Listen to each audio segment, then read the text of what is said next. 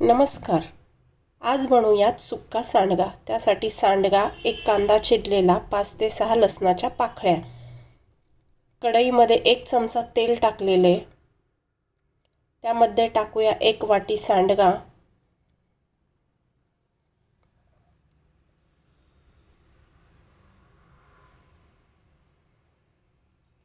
सांडगा छान लालसर तळून घेतलाय.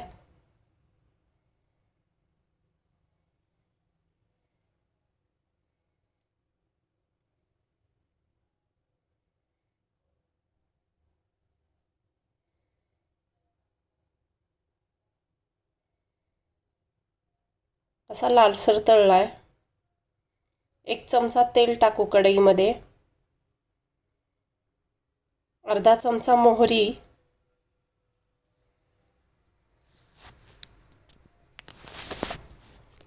अर्धा चमचा जिरे,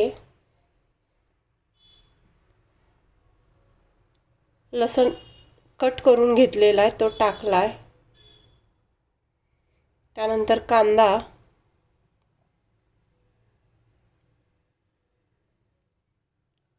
कांद्यामध्ये अर्धा चमचा मीठ,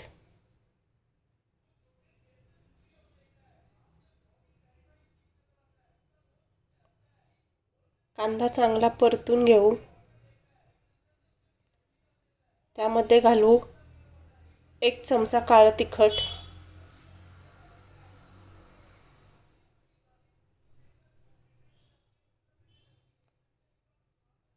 तिखट थोडंसं परतून घेतलंय. त्यामध्ये घालूया अर्धा ग्लास पाणी,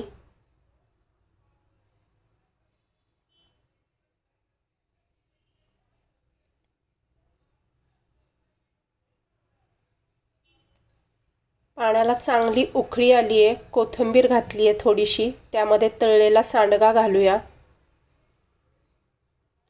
पाणी उकळल्यानंतरच सांडगा घालायचा आहे.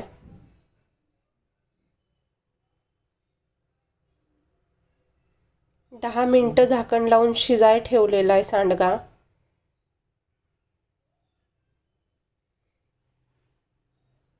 सांडगा चांगला शिजलाय.